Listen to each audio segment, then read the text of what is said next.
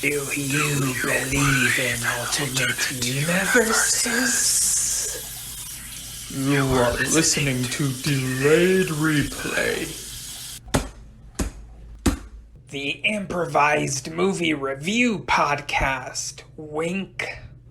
Everything is fine here. We're all fine. Just sit tight and listen to them talk about the movies they definitely saw. Don't delay. We have to listen right away. Hello, listeners. Welcome to another episode of Delayed Replay, that podcast where we talk about movies that are recent or a few weeks old or months old even. This one we saw opening weekend, so it was just a matter of finding the time to talk about it. And we're talking about Venom, Let There Be Carnage. And joining me on this episode, you've heard him before, probably, unless this is your first episode. It's Mr. Mark Hurliman. Hey, I'm looking forward to letting the carnage flow. Nice. Because, I think out of all my friends, you might be, the biggest Venom fan that I know. At least, as far as, because you've read, some of the comics, right? Yeah, Venom's probably one of my favorite Spider-Man characters. And ironically, I've got a weird relationship with Venom because of all the Venoms out there, Flash Thompson as Agent Venom was my favorite. I kind of came to love that character. But I've always been a fan of everything symbiote. So going forward with that and having, both the first one and this one kind of play on that as hard as both of them did was pretty dang impressive. So looking forward to it. In fact, one of the first comic series that I ever bought when I started getting into The Amazing Spider-Man was Maximum Carnage. Nice. Mm-hmm. Yeah, I think the first time I ever became aware of Venom was when my brother showed me the trailer for Spider-Man 3 back in the day.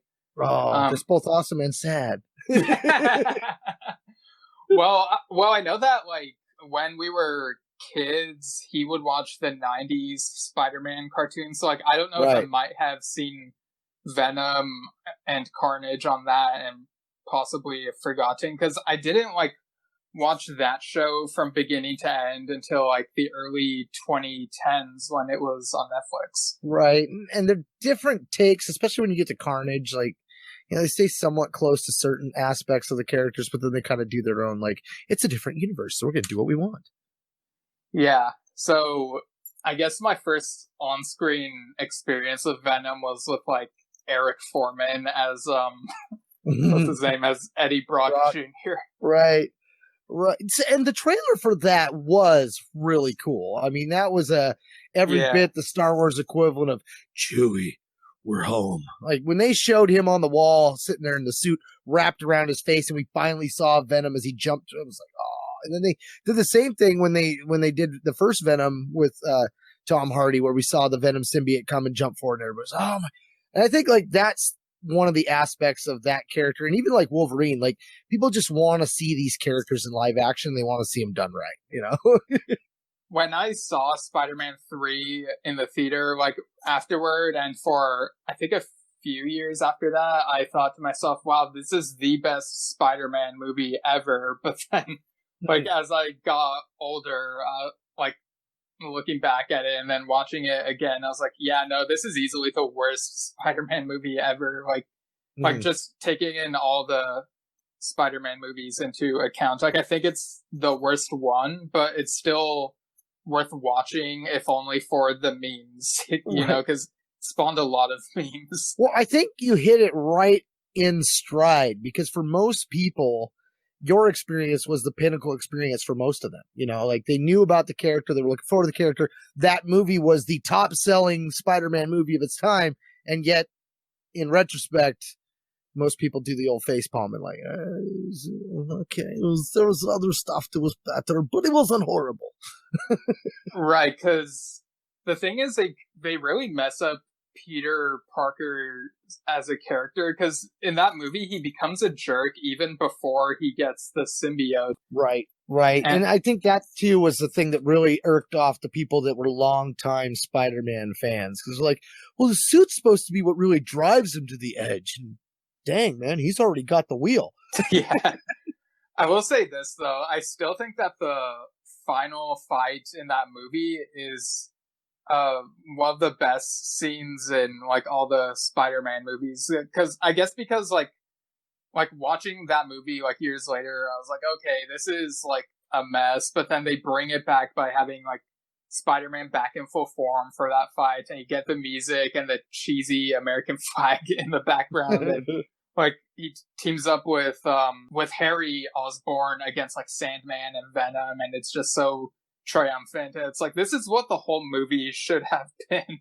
Right, like the whole back and forth between them, like I understand why they did it. I felt like they put a lot of focus on that. Sandman's story, though, I think Sandman was probably the unsung hero of the entire plot. Like that character arc was well done. The graphics for the character were awesome. And he was very believable. Whereas like Brock's story is one that would have been so perfect. And I don't know if Topher just didn't really give it his all, or if it was just the decision making behind with Romney doing what he was doing, where it just didn't quite land the same way. I mean, there should have been a lot of anger there. And while we saw it, what we got, we just didn't get enough of. They should have definitely given Venom as the villain much more screen time instead of the last, quarter of the film. And even of that, it's kind of like he just kind of shows up out of nowhere. They really, really sold themselves short on how big a threat Venom is to Spider-Man. I mean, you get a moment where it's like, oh, I didn't notice you in my spider sense. But in the comics, that point is driven home every issue. Like, I mean, it's like in Star Wars with the Yuuzhan Vong showing up and the Jedi can't feel him in the Force. It's like, how do we even go about fighting this person? Because he had relied on his Spidey sense for so long, and here comes someone that can vanish right in front of you, and you can't feel them. And then on top of it all, he knows your identity. Like Venom in the comics was such a threat right out the gate, showing up with Aunt May and everything, and be like, "Hi, Pete." It's like, oh man, that was what I was hoping to see. And there was almost the promise that we get that, but then the way that they wrap up the Venom story arc there, I mean, it was a cool look to it, but it was over way too fast. That was the brutal part. Yeah, and I think there was even a point where people imagined that there was a post-credit scene showing Dr. Connors with like that symbiote sample, like hinting that like not all of that symbiote is destroyed, but like I do remember Venom being in that Spectacular Spider-Man cartoon. It's been forever since I've seen it, but I feel like he might have been executed better there, but I don't know for sure since it's been so long. See, and that's the dangerous thing about the cartoons for people that are walking into these movies, right? Because the cartoons take, and I can't remember, I mean, I am horrible as to which Spider-Man is which, but a lot of them directly go more towards the Ultimate Spider-Man universe, where the symbiote was man-made, and typically it was by Brock and Brock's dad and Peter's dad. Together they made it, and the suit becomes, this weapon. Whereas in the comics and in the movies, thankfully they did stick with that route where it came from outer space. And in fact, once Flash Thompson gets the suit, you discover a lot more of the backstory, because he joins up with the Avengers, which ends up leading him into the Guardians of the Galaxy. So like through Venom, I have followed a lot of comics that I wouldn't have read, X-Force even. I mean, he's been everywhere. And so as Flash, you end up finding out that the symbiotes are called Clintars, that they come from a planet. And then they even go beyond that, and you find out that the planet of the symbiotes was a planet that was basically created with the symbiotes as a prison for their god, which is, I can't remember his name, but they're calling him the King in Black. And in fact, his story arc is happening right now. He's on his way back to Earth to just racket everything up and just start beating everybody down. So, I mean, there's some really cool things that happen with him, Venom, Carnage, and a bunch of other symbiotes that come along down the way. So I look forward to the fact that they're playing in the symbiote pool just in general. Like every time they even hint that there might be, potential team ups, or even like what we've seen in Spider-Verse, the comics had a Venom-verse kind of thing where we might see team ups down the road. And I knock on wood here because it's a Disney, Fox, Sony world where everybody's got their own rights and stuff. But, the people watching it can still pretend like they might be able to see something cool. and have Tony Stark show up from an alternate universe. And it's not our Tony from Marvel, but he's very similar. We'll get to like what we thought of the first Venom movie in a moment, but I just want to say real quick that 3 years ago they released like Spider-Man 3, the editor's cut, and Really? yeah, and it was like they had slight differences here and there. Like I think a couple of scenes, like the order in which they took place, was changed, and I watched it and I was like, this is somehow a little bit worse than the theatrical version. So when they got to casting Venom, the character, Eddie Brock, I should say, it was funny that they got Tom Hardy to play the character, because that's what I'd been hearing other people say, Tom Hardy should play Venom, and of course, he played a version of Bane who doesn't use the Venom drug in The Dark Knight Rises, so that was pretty funny. Right. See, and I like the fact that Tom Hardy looks so similar to the way Brock is drawn most often. He's got that stockiness to him.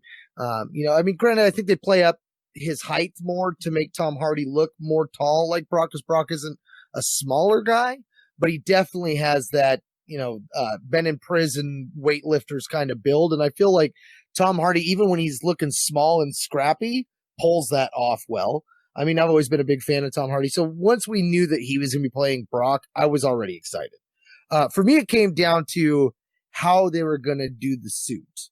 And I really appreciate everything they did in the movie Venom.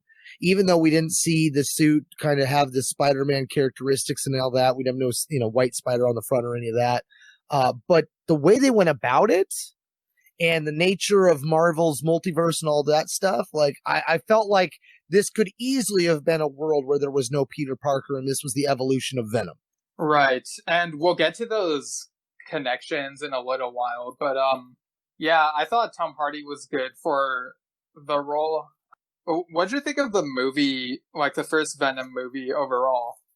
I enjoyed it a lot. The way that the main characters ended up being, the combined, I guess you would say, once the symbiote latched onto the one guy and stuff.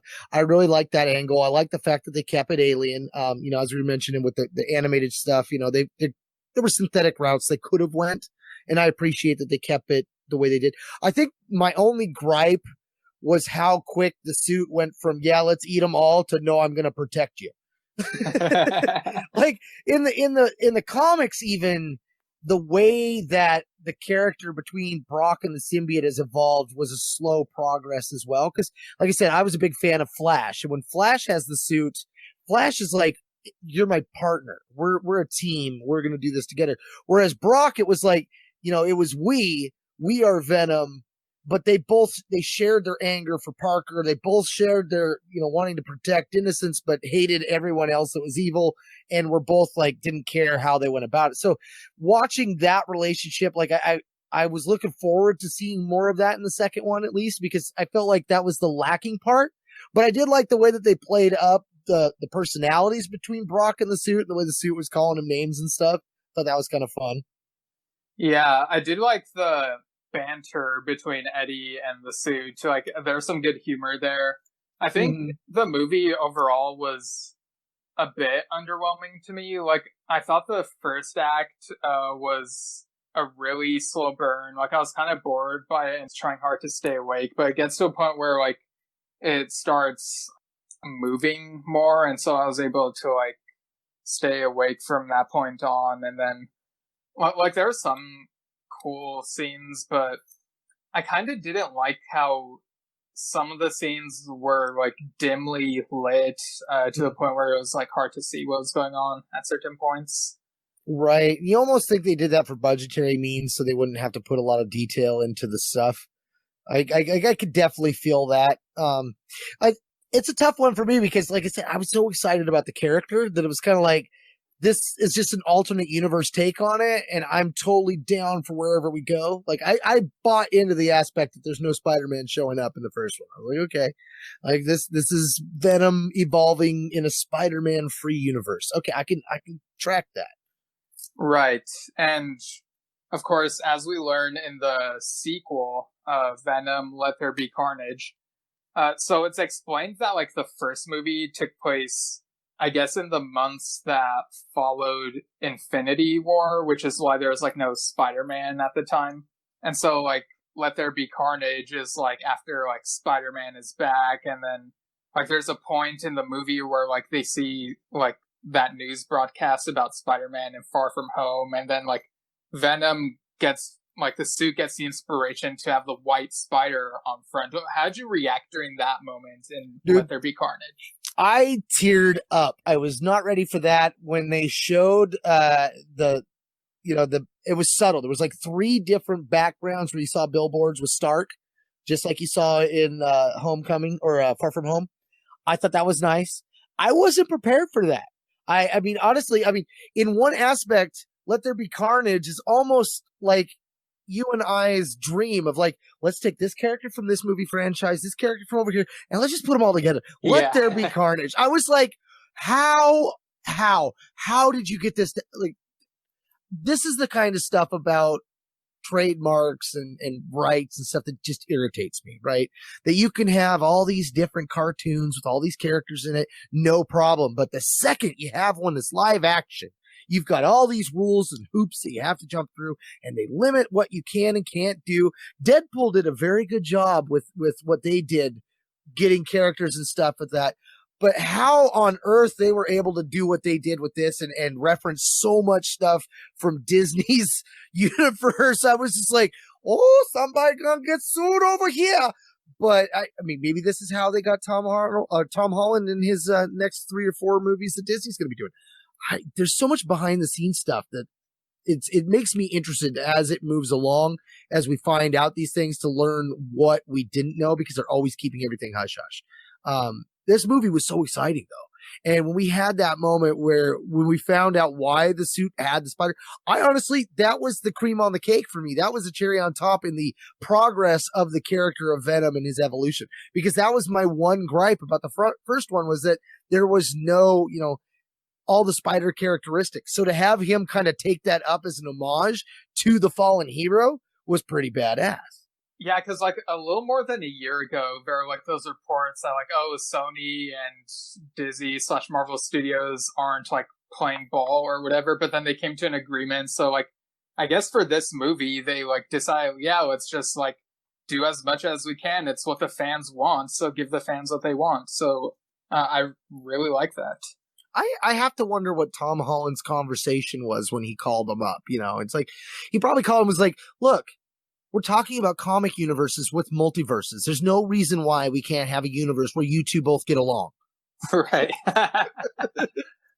Be the universe that you want to see.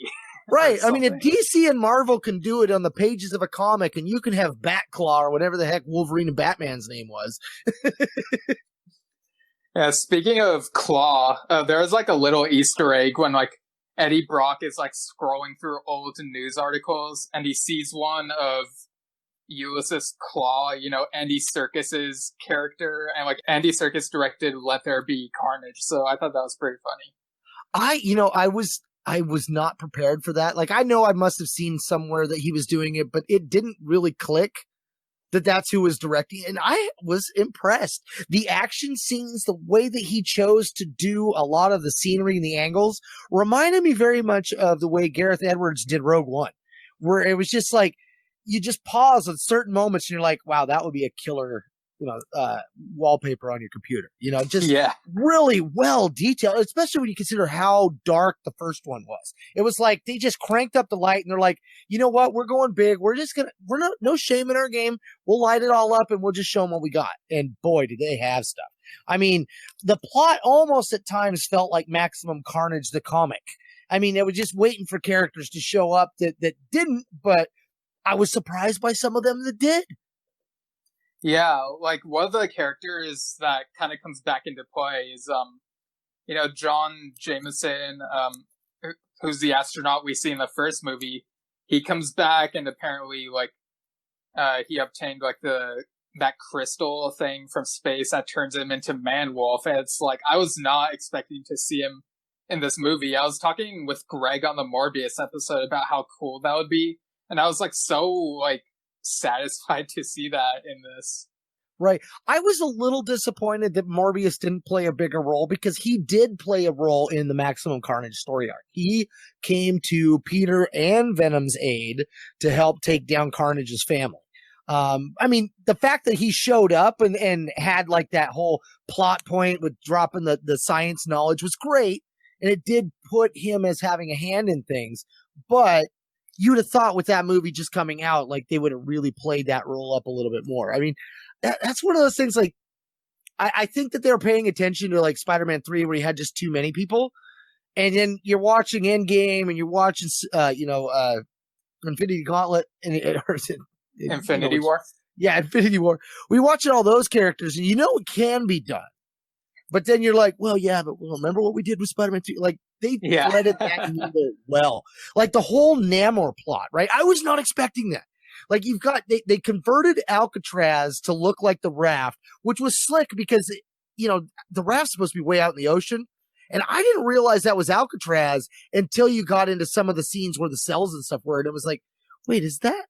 Because, the raft is a high-tech prison. It's supposed to be way out in the ocean and stuff. So to have Namor and the Atlanteans kind of guarding it to keep the people from swimming away or escaping was an interesting twist. And then to have them bring him back in at the end when they rallied everybody together to kind of stop Carnage's group, that was a killer moment. I mean, and I'm not a fan of Namor. Normally, I like my Namor when he's on the bad guy side. So for him to play the hero, it's kind of like, I'm kind of hoping that that's something they play down the road where they push him into a role where he has to kind of take a hard line and side with the Atlanteans over humans, and it forces him to become the villain. Because that's typically what pushes him. I mean, he's a very character-driven character when he goes bad.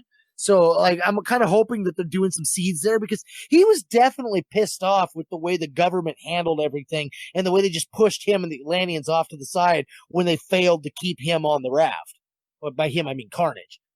Yeah, because I think last I heard, Namor was like Universal property. So it seems like all these studios are like finally working together to like, again, give the fans what they want. See the comic books as you would think they'd appear like on the screen with less of these like restrictions and everything. So I really appreciate that.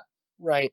I like the twist where Woody Harrelson's Carnage was angry at Brock for getting his fiance's son murdered in the gang fight due to the story that he published.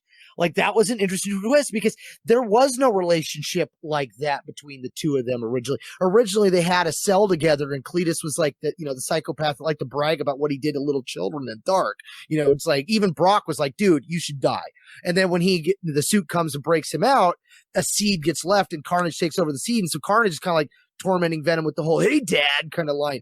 With him having a stake into wanting to kill Brock and then finding out that Brock had the powers of the suit. And then once he found a way to take that for himself, I was like, holy crap. Now this is a villain.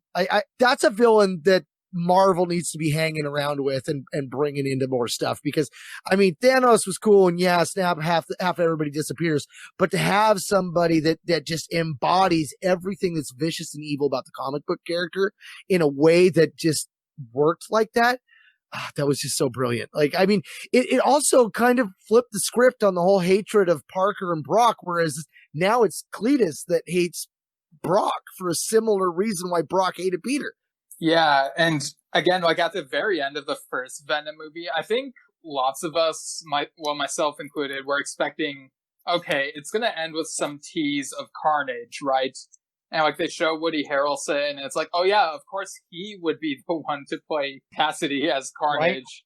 Right? And it's funny because like he and Andy Serkis have worked together on War for the Planet of the Apes. It was just such an excellent film.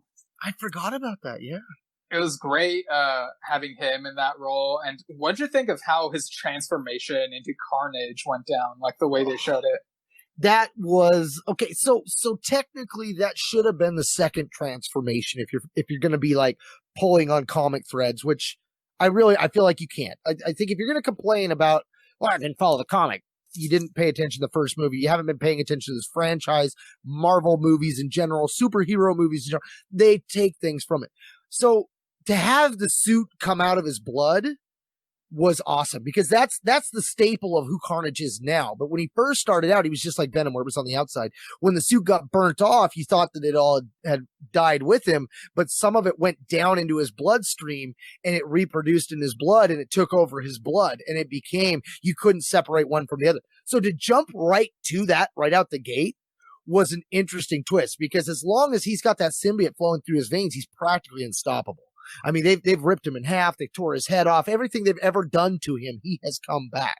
So I'm like, as soon as they went that route, it was like when you had the first Spider-Man and they went with the 2099 spinnerets under the skin. I'm like, oh, they're getting rid of the web shooters. He's going with spinnerets. Oh, that's cool.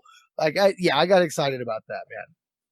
Yeah, and so Eddie knows that, like, when Carnage goes on the run, Eddie knows that he has to, like, go after him, and we should mention real quick that Eddie, like, you know, he had his, like, ex-fiance. Yeah.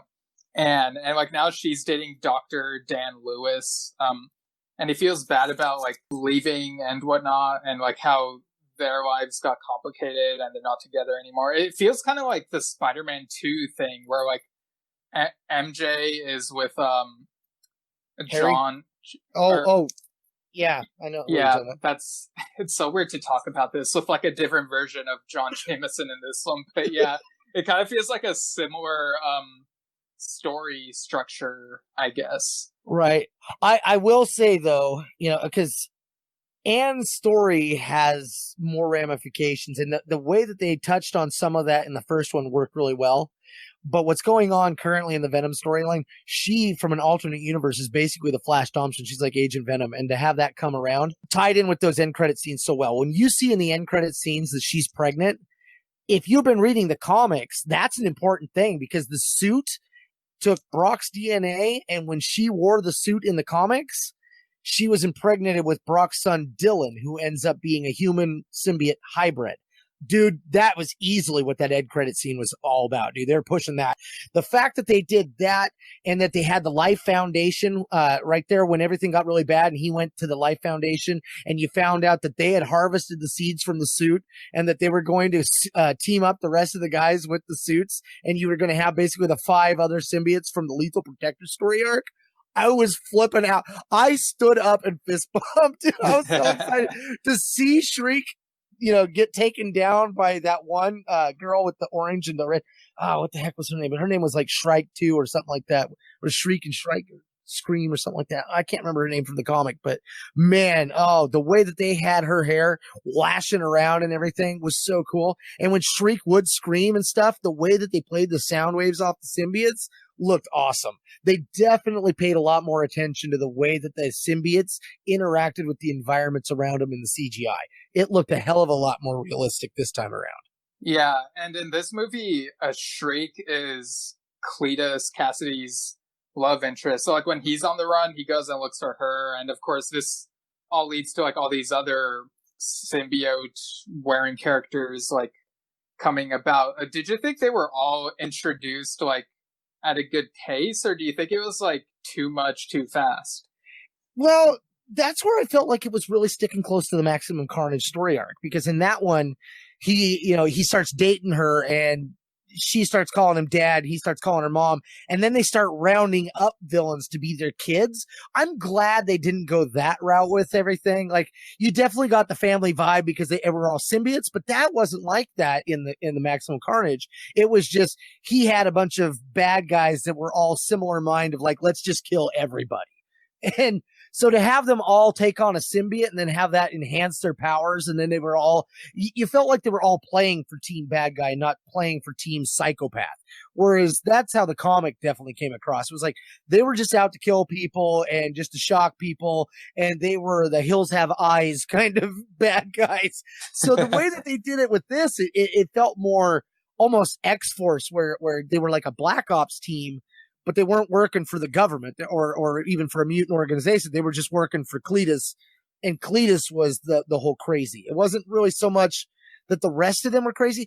I felt like Shriek herself was crazy enough for loving him, but once that they were all in the suits and stuff, I felt like at that point, because Cletus had suppressed his suit and had taken its over, the way he did. I felt like everything was an extension of him, which kind of ties into Carnage USA, the comic where he took over an entire city by doing the same thing, where he spread the suit out and he encased every person with his own tendrils of the Carnage suit.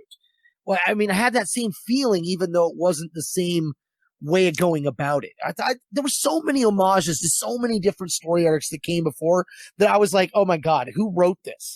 And how many comics have they been reading? Because like I've followed Venom since he came out, and there's still a lot of Venom stories that I missed out there, late 90s, early 2000s and stuff, before I got back onto the Venom train and tried not to miss anything else. And even then I missed stuff because he started going on other quests and stuff like that. And I'm still, looking at those, 10 things you missed articles and stuff. And I'm like, how did I damn it.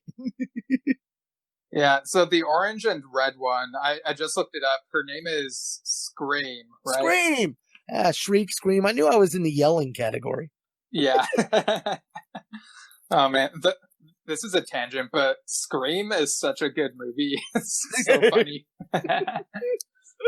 Right? But anyway, it does look like they did their research for this one, and this movie goes all over the map. Like, it's kind of funny how when we talked about the Hitman's Wife's Bodyguard, we talked about when they went to New Zealand, and in this one they end up in Australia, and there's this really sick fight in the Sydney Opera House, which is so cool. That was probably my favorite moment with the embracing of Venom's heritage as being a Spider-Man tribute, because to see him doing all the web slinging and stuff, not just the symbiote just stretching out and stuff, him utilizing powers that Peter had employed against Cletus, that was a great moment. But I mean, think about too, before we get to that moment, when Cletus starts his killing spree, and the way they did that, like, because, the whole time I'm like, how are they going to do this without going rated R? It's because the comic was always graphic, but at least the comic, when they did it, it was kind of like you'd see the blade come down and then you'd hear you'd see the word shlook kind of thing. You wouldn't see blood or anything.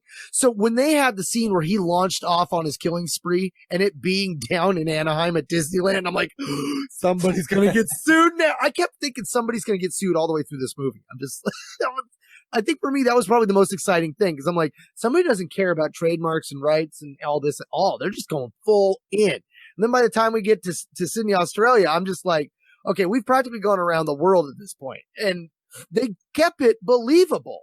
Like, it wasn't just like all of a sudden, like, he's climbing on a ship and he's taking forever, like they did in the first one with the bad guy, where you're like, how long was he on that boat? Yeah. The montage reminded me very much of Indiana Jones, where they did the whole map and stuff, but they did it with the whole the Venom symbiote tendril going like across it. Sleeping on the plane with his hat over his face. You see the map with like the dots. When he did that, though, for a moment, I was just like, okay, now. Yeah, it was about halfway through the movie at that point. I almost thought that they were going to end it real quick, and that we are going to find out that he escaped, because it was just like, okay, he got away. He's like Venom. They can't really track him. But then I forgot about the fact that this whole movie is all about him killing everybody. So, of course, when he shows up, he just starts killing everybody. It's like a big old blip on the radar. Then it's all a matter of, can they get there in time? And it was a cool moment, too, because that's when they brought in Cloak and Dagger. And Cloak, his whole story arc. I don't know if you ever watched the Cloak and Dagger TV show. Oh, I did. Not quite the same, but they had a role in Maximum Carnage too. And utilizing Cloak to be the teleportation device to get him there so fast was a brilliant move and a touch to the Maximum Carnage storyline. You know me, man. I get a kick out of any time there's an homage like that. Even when we got to Endgame and we saw all the girl Avengers rally around Spider-Man, I'm like, oh, it's the A-Force. All right. Yeah.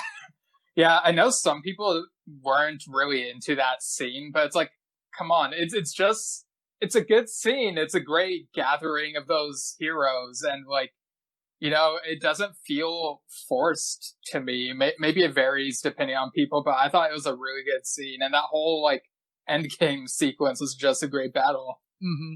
You know what I thought was interesting was the choice of the voice of Carnage, right? I mean, the Venom symbiote had such great one-liners and stuff in the first one. And in fact, he had that great line where he's like, the pitter-patter of little feet sounds sweet.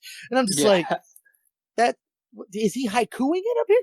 But the way that they made Carnage sound, I mean, dude, he almost sounded like flesh being rendered apart when he was talking. It was like, you could almost hear like screams in the background of his voice. That was so damn creepy.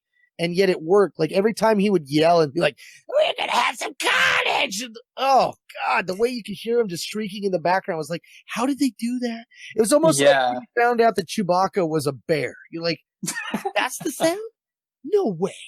I hope they put out like a mini documentary about like the sound editing for this, because I want to know how they accomplished the voice for Carnage, because it's been haunting me ever since I watched this movie, and I feel like when I do see how they accomplished it, that will like demystify it or whatever, and I won't be like as haunted by it. You're gonna find out like it's just some beekeeper that got fell over into his beehive and they attacked him to death, and there's last screams and cries, and they put that in the back of every one of them. You're like, what? That's so horrible.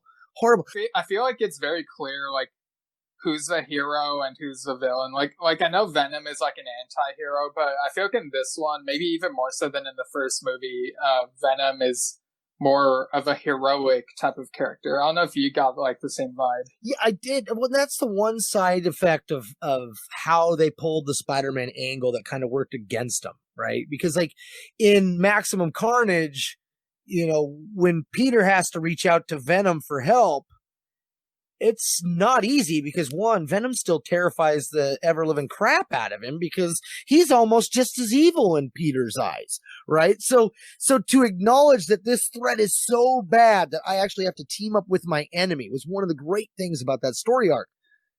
But the way they went about it with this worked because like I said at the beginning, this feels very much like what's going on with the King in Black, and where in that story arc, Brock's like the only hero that knows what's going down. And so he's the one that goes to the Avengers and is like, look, this is what's happening. So when we have that moment where he's the one that reaches out to Peter and starts, you know, forming the team, like I felt like at that moment, he was the ringleader. Granted, you know, Peter comes in and Peter starts taking over because he's got more credentials as a hero. But I mean, come on, Pete, you're barely an Avenger right now. He's almost Iron Lad.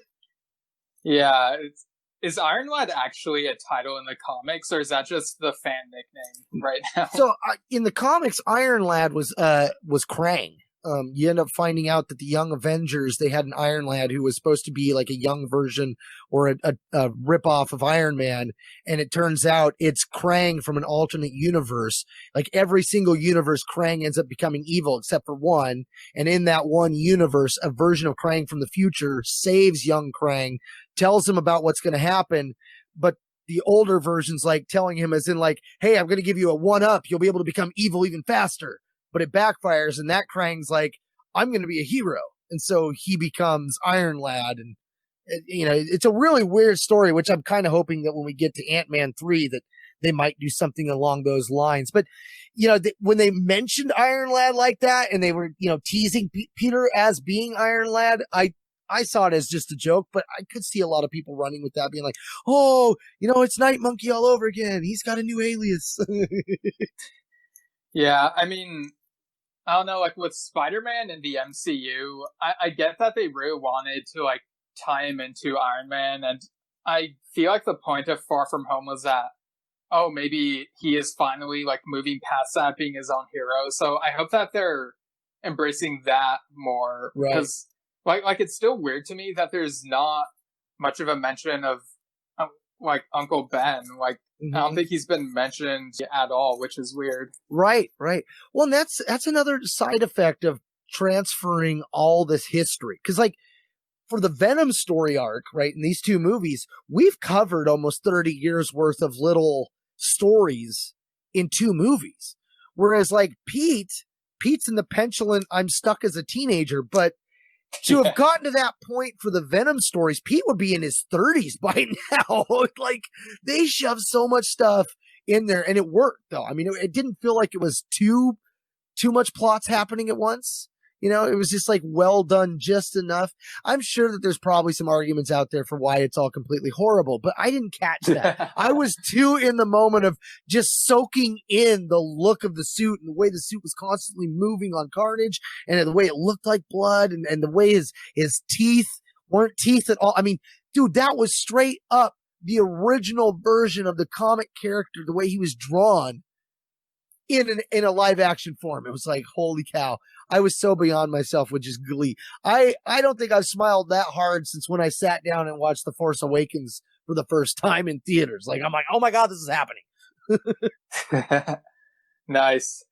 Throughout the movie, I was wondering to myself whether there were too many of these characters, but I did like the moments here and there where, like, like there's that moment where Morbius is like he shows up and he tells Eddie, he's like, we're being hunted and Spider-Man is being hunted. At some point, we're gonna have to rally together against something, and it's like they're pretty much setting up like some sort of team up at some point. And, Man-Wolf is also being hunted. And I really like how they brought him back into this when, like, the villains are heading back to San Francisco because, like, they know Anne is Eddie's weakness. And so, like, when they get to, like, this is in the third act, when they get to that, like, fight over there, Man-Wolf comes into the picture, and because he's been struggling with his identity, but he decides, I want to be a hero as well. And what'd you think of that whole like end fight sequence type of thing? It was cool because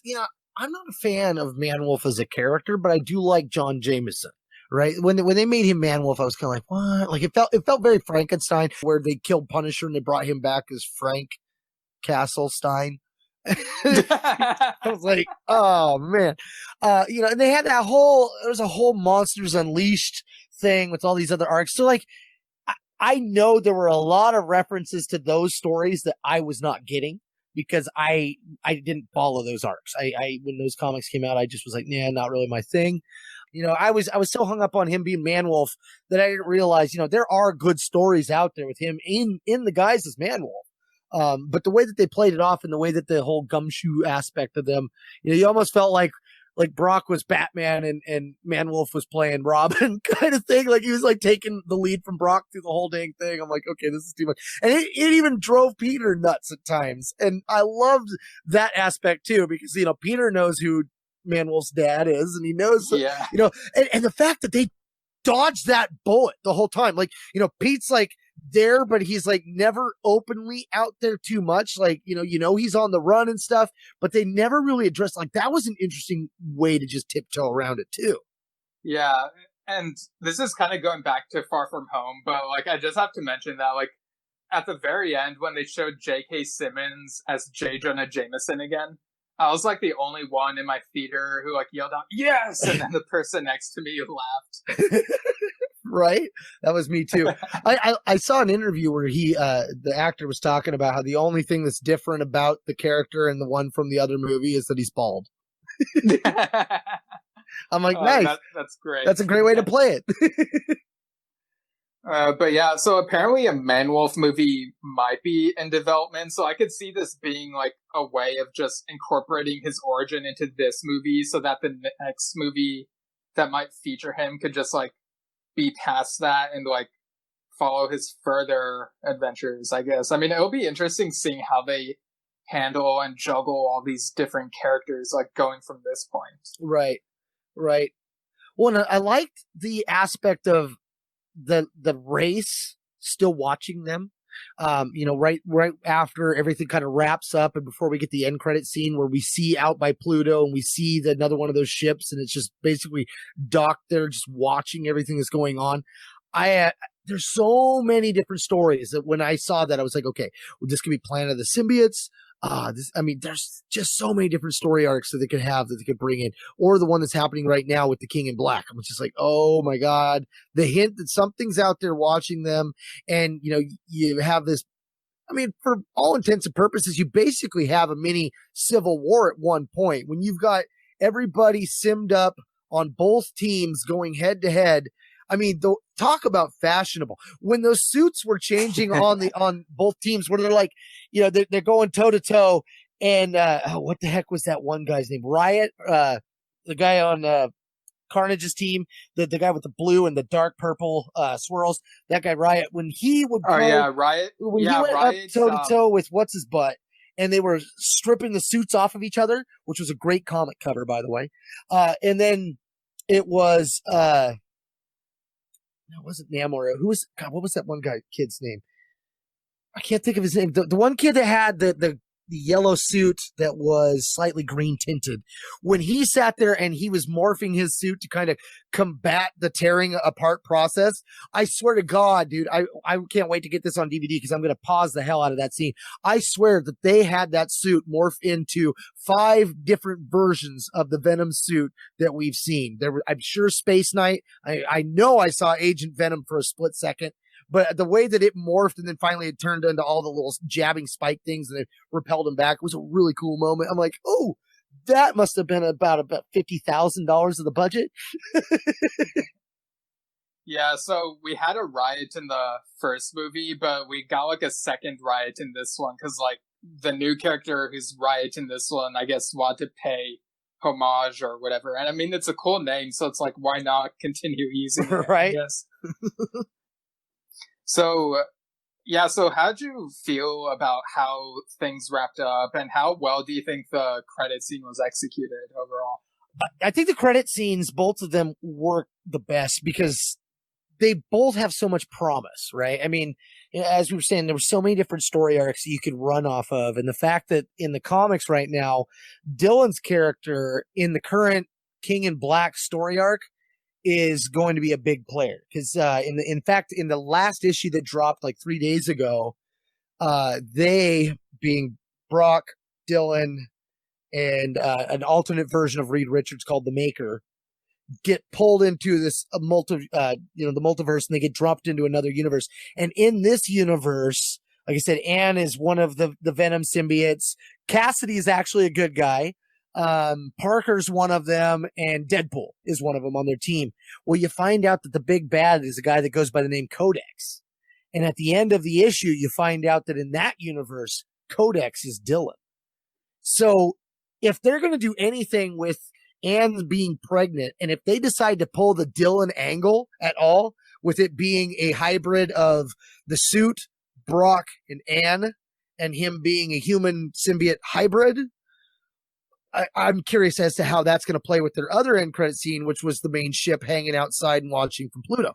Because I'm like, clearly, you get the feeling like the next movie is going to have either more to do with outer space or more aliens landing on the planet to create more problems. Yeah, I kind of get that vibe too, that the next Venom movie, like if they do make one, it'll probably like be more out there, more cosmic, and I do like that idea because like we've been seeing the MCU films get slowly more cosmic, you know, with Guardians of the Galaxy movies and also Captain Marvel and like potentially some of the stuff that's coming later. So yeah, I like that they're embracing that side of comic books in general. You know, it's not just on Earth. There's like stuff in space, and there's like so much to explore. You know, like Right. Galactus is out there and lots of other things. Yeah, the Kree. Yeah, there's and I heard people while I was leaving the theater complaining about how many symbiotes there were already. I mean, there was about almost 10 to 12. I mean, I think it's probably 12 if you count every single person. Like even the dog at the one point when the dog turned into one, you're like, oh, ah! Because that reminded me of there's a Deadpool one, Carnage versus Deadpool, where he takes 5 scraps of some of the brothers and one of them's a dog that he's got leashed off of his arm. But like the fact that you've got that, and if, you know, the next one's going to be something even bigger, whether you do something like Planet of the Symbiotes, where, you know, almost everybody on the planet gets taken over, or I want to say, what was the other one? I can't remember the name of it, but there was another similar event like that where they were doing the Venom verse, where all the symbiotes were coming. There was an alien species called Poisons, and they were using symbiotes as weapons. So they'd have these guns that would shoot symbiotes onto people, right? And so Captain America had one, Wolverine, everybody had one. And then what happened was then the Poisons would send their little baby Poisons, and they would latch onto the symbiote, and they would corrupt the symbiote, take over the symbiote, and the person inside would then be devoured by the new poison, and all that would be left was the poisons. So it's like there's some different angles they could go. But even as we were leaving that first showing, there were so many people complaining about just 12 symbiotes that I'm just like, I could see that being a big problem for a lot of people. Is like, okay, now we're just getting crazy. Now you got 2 planets full of these aliens. Like, Like, we were talking about how the first one was really dark. Like, I could see something like that ended up being the case where they're like, we've got so much CGI that let's just make everything really dark so you can't see it. I just worry about that. Like, if they go that direction, it could backfire. Yeah, I get what you mean. I just want to say in general that not just the graphics, right, that were awesome, but the fight scenes themselves with the physical actors, like the scene, like they did the similar scene like they did in the first one where the two symbiotes kind of come off of the bodies of the hosts and the hosts go toe to toe. I thought that was a great moment. I mean, Woody Harrelson's been doing action stuff for a really long time, and so has Tom Hardy. So to see them go toe to toe like that was a very satisfying moment, man. It's so weird, like, thinking of how, like, Woody Harrelson was this, like, innocent looking guy on Cheers in the 80s and early 90s, and, like, look at how far he's come. Right. Well, the first time when I saw him and he is Cletus Cassidy, I'm just like, Natural Born Killers. Like, that was my first, oh my God, Woody Harrelson is just so different than what I ever thought. And he was so versatile as an actor. Was when I watched him in that, because like he really played psychotic in that. Mickey and Mallory. No, it's like, oh God. When I knew that he was going to be playing Carnage, I was like, okay, we're going to be in for a treat. And he did not let me down. Like, every moment was just candy. Yeah, that's funny because that reminds me of when I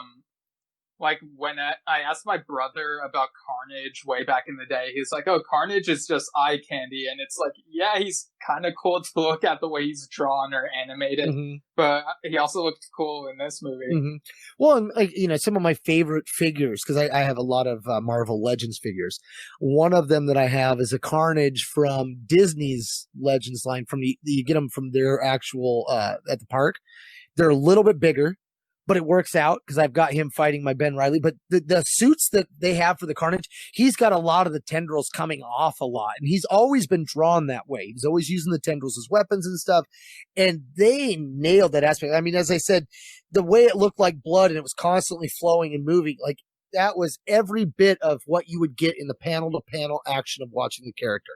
You'd see him in one panel, and then the next panel would be like a couple seconds later, but his suit would be just drawn so different that you could tell it's flowing around him. And I think the way that they played that up, and you got that sense that the suit itself was just so angry, and the backstory on why the suit was angry, and the way it also had a tie-in to help him hate Brock and the suit even more, was just like, this is such the way they flipped that script of making Carnage basically be Venom and making Venom be Spider-Man, and is why Carnage hates Venom. I thought that was brilliant. And the way that Serkis ended up doing it, kudos, man. Like, I hope he gets some awards for his directing on this, because it was probably one of the better directed movies I've seen in a while. Yeah, I mean, when Andy Serkis was announced as the director, I wasn't sure how to feel, especially after I watched the movie Mowgli, which was directed by him. Right. And like that one, like for much of that one, I wasn't sure how I felt about it. And then toward the end, I felt like it got darker in tone than it needed to be, especially with what happens to a certain character. Right. But I thought he did a better job with Venom, Let There Be Carnage, and also Andy Serkis is just one of my favorite actors in general. I just love how he projects his voice as Caesar in the recent Planet of the Apes movies, and he's a very versatile actor. He can do comedy or he can do drama. Like, I just love the guy. Yeah, no, and I'm with you. When I watched Mowgli, I was like, I felt like it was more like they put him in charge because he's really good at doing CGI, and that kind of environment of pretending something's there when it's not there. And they're like, who better to put in this role? Whereas this just showed, I mean, I don't know how much of it he was involved with in the writing and stuff, but all the threads that they picked on and touched on, it just, there are very few times that you have that many. And I want to say that just in, Infinity War and Endgame, those two especially are probably the biggest example of that being so successful. And to have done that in one film and it being not even as long as those two was like, wow, that was pretty damn cool. So I got to give him props. So just mad props, because I truly feel like he had a big hand in all that. And I don't normally do the making of videos and get those type of books and stuff, but I'm definitely going to get this ones because there's so much that they were doing that I want to know how they did it and what made them think to do that. There was just, I mean, that whole aspect of making Cassidy hate Brock and giving the Carnage suit a reason to hate the Venom suit and having them bond over that. It was like, oh my God. Like I'm sitting here with a big old grin on my face. That was just definitely probably my biggest highlight of the whole film. Aside from finding out that Peter was going to be in it. I was like, that was honestly something I never thought was going to happen. So, that was something that I expected to not happen. Whereas what they did with the Carnage and Cletus and the whole, that flipping the script of the Peter and the Venom, that was just completely left field. And I was just like, that's so winning. Right, and according to the credits, the screenplay was by Kelly Marcel, so props to Kelly. Right. It does feel like there was like some good collaboration and adaptation going on. At least that's the vibe I get, even without having read much of like the Venom related stories, Right, because for me, I was just like picking up things left and right. I was just like, oh my God, my son's just like, Dad, stop, shut up. I'm like, yeah, you can't take me to a Marvel movie or Star Wars. Right. You could take me to Harry Potter though. I don't know much about that. What are your final thoughts and score out of 10 for Venom, Let There Be Carnage? Oh, man. I really enjoyed this one. I don't think I could say enough good things. I mean, all the way around, visual eye candy, great plot, great fan service, great actors, great directing, great execution. I would say this is easily a solid 9.25. There is some wiggle room there that they could have made some things a little better. They could have brought in some other characters. Some of the character choices were a little awkward to me, but again, I don't have much negative to say about this one, man. It's definitely my highlight of 2020. Yeah, I can tell. Nice. So for me, this one's really hard for me to rate. I do think it's definitely better than the first movie, which I thought was like maybe a 6 at least, maybe a 6.5 at best. Right. I'm struggling to figure out whether I like this more or less than Morbius. It's like around the same area. Like Morbius, I gave like a solid 8 out of 10. So with Let There Be Carnage, I do think there were times where it got a little confusing with the amount of like symbiote characters and everything going on. But at the same time, I did have an appreciation for like the fact that they were going there and like bringing all these characters together that we didn't think we'd see in the Venom sequel. So, oh geez, this is tough. Search your feelings. You know it to be true. Good, bad, happy. No. Okay, so I think for like the synergy aspect of it, I think right now I like it slightly more than Morbius, which granted I love the vampire aesthetic of Morbius. Like I'm really into like that sort of stuff and I love the horror vibe of that. But I think at the moment, maybe it's because like we saw this one sooner, so it's fresher on my mind. I think I might like this one a little bit more than Morbius. I don't know if that'll change over time, or maybe like the next Venom movie could change my opinion of this one. I don't know. So like for now, I'll just say that for Venom, Let There Be Carnage, I'll give it an 8.1. See, and I'm with you in the aspect of the next one could definitely change my ranking on this one. My biggest example of that is I really loved The Force Awakens. I did not like The Last Jedi. And I did enjoy Revenge of the Sith, or Return of the Sith, or no, Rise of Skywalker. Gosh, I couldn't even think of the name.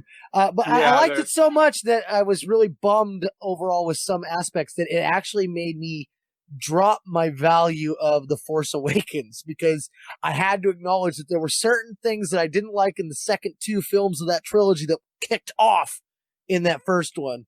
And so where they go with this third one could be completely awesome, or it could make things very confusing as to why they did what they did with certain scenes in this one. So, I mean, I definitely I'm looking forward to the next one, seeing where they go with it as a trilogy. But based off of my experience with Star Wars, a franchise that I absolutely love, I was not so thrilled on the sequel trilogy as I am the other trilogies in that one. So I'm like, well, this could still go south. But I mean, it's got all the right, ingredients. You got the right actors and stuff. You got the right people writing it. And clearly they know the source material almost as much as Ryan Reynolds and Deadpool. Yes. Like Ryan Reynolds just is Deadpool. Right. Deadpool broke the fourth wall by entering our world and becoming Ryan Reynolds. Yep. Yeah, so and while we're on the topic of the sequel trilogy, so like my experience was that I enjoyed The Force Awakens, and then The Last Jedi, I wasn't sure how I felt about it right away. Like there were some things I felt like I didn't like, and some things I thought, well, I guess I see what they were doing there. And then after the second watch, I was like, okay, there are some really amazing moments in this, like with the messages they're trying to convey. Mm-hmm. And so there was a good while where I felt convinced that I liked The Last Jedi more than The Force Awakens. Oh. But then, like when I rewatched them again in preparation for The Rise of Skywalker, I noticed that like the pacing for The Last Jedi kind of dragged for me. Mm-hmm. So I was like, okay, I think I like The Force Awakens more than The Last Jedi. And then after watching The Rise of Skywalker, it's like, okay, yeah, I guess these like 8 and 9 aren't as great as I was hoping they'd be. Like I still like The Force Awakens is definitely my favorite of the trilogy. I think it's well paced, well acted. Every character has like something to do pretty much. And like The Last Jedi and Rise of Skywalker, I feel like are in the mid to late 60s for me now, like in percentage wise. It's like they're close to like they're middle of the road for me. They have good moments, but also like some questionable decisions. Like so like they're late 60s, they're close to the moon landing, but they don't quite land there. That's like my metaphor for it. Right. And so yeah, and I feel like definitely like they did a lot with Rey and Kylo Ren, but then like in Last Jedi and Rise of Skywalker, it feels like they didn't do as much with Finn, Rose, and Poe as they should have. Right. And it felt like they're kind of grasping at straws, but I still enjoy certain things about the movies. It's just I like rank them in different places on my list, I guess. Right. No, and I've said that a long time with Star Wars. It is hard to rank the movies because even each one of the movies has their good, bad, happy, and sad moments. Yeah. Right. So it's like it got to a point when I was watching them all that I would skip through and just start watching my favorite scenes. I'm like, oh, I don't want to. Who cares about Jabba and the sail barge? Let's get to the Sarlacc. Yeah, I mean, if we're being honest, the whole first act in Jabba's palace kind of drags. Like, that could have been truncated into a thrilling opening scene, a la the first scene of Raiders of the Lost Ark. Like, it could have been like the end of one adventure, and then you dive into the next adventure. Right. Right. I mean, I think the only thing about that scene for me that really does it for me is we get to see Luke use the dark side and force choke some Gamorreans. I'm like, ooh, that's a very dark thing to do, Luke. Yeah, so I was thinking about this sometime within the last several months, but you know, when Luke is on the sail barge and like using his lightsaber on like all the people on there, it's like you have the thrilling adventure music, so it feels triumphant. But if they really wanted to play up the dark side aspect, they could have used like a different piece of music and make it feel like he's embracing like hatred and like slaying his foes. Like, right? Like it's weird, like how different you would like see the scene if only they had changed the music, right? Or just have like one character that was like one of the gamblers from the Last Jedi when they went to that stupid Canto Bite. You could have one of them in the background and be like, "Why is the Jedi killing everybody?" Yeah, Palpatine was right. They are evil. Yeah, there are some things I do like about Canto Bight, but I feel like okay, so I was thinking about this very recently. I think it would have been improved if they had run with Finn being force sensitive, and so like in Canto Bight, maybe he like Right. does like force push or something against like some guards or whatever that come against them, and that would be like a fist pump moment and be like, oh, Finn is force sensitive, and they kind of like it feels like something that disappears in The Last Jedi, and then they kind of touch on it in Rise of Skywalker, but not really. So it feels like unfulfilled potential right there, which is unfortunate. Right, and they could have played up, who's really who's the one that's supposed to be carrying this lightsaber? Is it supposed to be Finn or is it supposed to be Rey? Like they never, like we had that moment as toy collectors. But yeah, I mean, for me, the second tier cast was definitely the highlight of those films.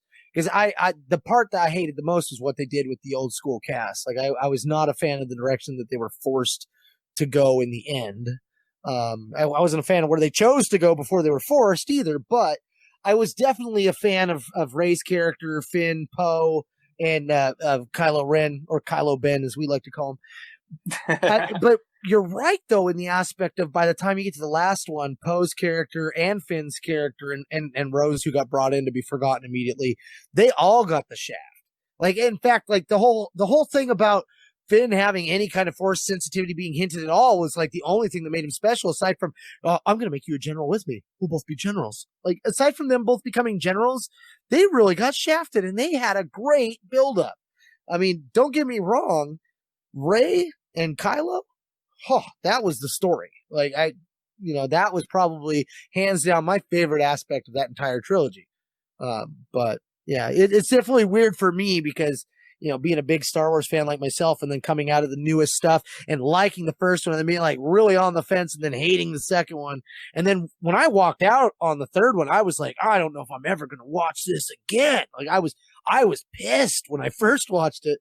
But then as I watched it more and more, I've come to appreciate that film, not as part of the trilogy, but as the film itself. It's beautiful, just beautiful. Like there's a lot of plot points and stuff that I don't like, but visually, it's one of the most stunning films in the entire, sequel trilogy. But it's definitely one of those that I have analyzed and reanalyzed probably as much as I have the entire saga in all of my life. That's a short period of time to do just one film. Yeah, and I mean, I do wonder if our opinions of the movies will change. Like, I don't know, a decade from now when we're so used to how it is. But I think there are some things that will be like, yeah, they could have done that better, and hopefully future projects will I guess use certain characters to their full potential, hopefully. Right. I did like what they did with the original trilogy cast for the most part, but I do see how they could have done it a little better. So right. Yeah. Right. I think for me the biggest thing was not even in a flashback did we see them together. I mean, and I think that would have been, we did with Luke and Leia, but it would have been nice to have seen in all three moments since we never really got that. I think that was definitely one of my bigger complaints. But I mean, I went into that one knowing I was going to have issues because it was set in an era in an alternate universe that I absolutely loved. I mean, Legends was my jam, man. New Jedi Order was my favorite story in all of Legends. So I knew going in, okay, this is going to be different. But I was like, well, Miles Morales came from a different Spider-Man story, and I absolutely love that character in that universe. So I was open, but I don't think I was as open as I thought. Bring it back to Spider-Man and Marvel and all that. It's all connected, right? Yeah, we went all over the place, but it was a lot of fun.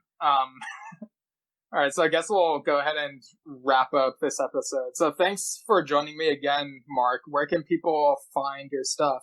Well, you can find me out there at the StarWarsReport.com. We've got a bunch of podcasts on there. I'm on the Star Wars Report. I'm on Star Wars Beyond the Films, and you can see some old episodes, The Padawan's Perspective. My Padawan grew up, and she has no time to record with her dad. So I'm waiting for the youngest Padawan to want to record, and maybe I'll kick it back up again at some point. You can also find me out there on the internet at Illogical Rogue 2. Although I have to say, If you see me playing PlayStation 4, don't shoot to kill. My son's been bullied hardcore, and I realized that I may have been inadvertently the cause. He was playing, what was he playing? Call of Duty, and for over 40 minutes, he was getting kicked out of every group he was in by his own teammates, being shot in the head by his own teammates, and being murdered viciously by everyone else. He ended up quitting playing it, downloaded the game, uninstalled it, and everything. I was just like, when he told me what happened, because I knew he was mad. When he told me what happened, I was like, oh.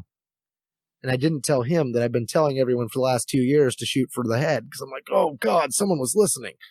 So don't shoot at him. He's innocent. He's good, but he's innocent. But yeah, otherwise, I am a Logical Rogue 2 everywhere else. Occasionally it is me on the PlayStation 4, but not if it's a shooting game, because I suck. You get me on an old Xbox, I'm awesome. New Xbox, I'm old school. Yeah, don't listen to Thanos. Don't go for the head. Right? All right, nice. Yeah, you got a taste of Mark talking Star Wars, so you can hear more of that at Star Wars Report and Star Wars Beyond the Films. It's a lot of fun. Right. Yeah, that is the downside of having me on a show, is they'll probably drift into Star Wars. Everything to me relates to Star Wars in some form or fashion. All my kids are named after Star Wars characters, my dogs, everything. It's That's a weird way to pronounce upside. Right? All right. As for my plugs, you can follow me at Steven Schinder on Instagram and Twitter, Steven Schinder Storytelling on Facebook. You can also get my fantasy horror comedy novel, Lemons Look Like Rain, which is on Amazon, and more info on that at stevenschinder.com. I'm also writing and editing for Culture Slate, which is an entertainment news site. They are at Culture Slate pretty much everywhere. Even have a Star Trek podcast over there called Star Trek Culture. So I'm part of that, reviewing and discussing the latest episodes of Star Trek Discovery with Liana Ahmed. Videos go up on the Culture Slate YouTube channel on Fridays. And they also go up on, you can also go to channel1138.com/Star Trek Culture. If you want to email Delayed Replay, you can email delayedreplaypodcast@gmail.com, and we might read your thoughts on the show. All right, without further delay, have a good day. Still a vampire, thanks to those evil worms. But I've repented from the cravings. My dog has lifted my spirits, reminded me to cling to my humanity. Just gotta be sure to stay inside and stay safe.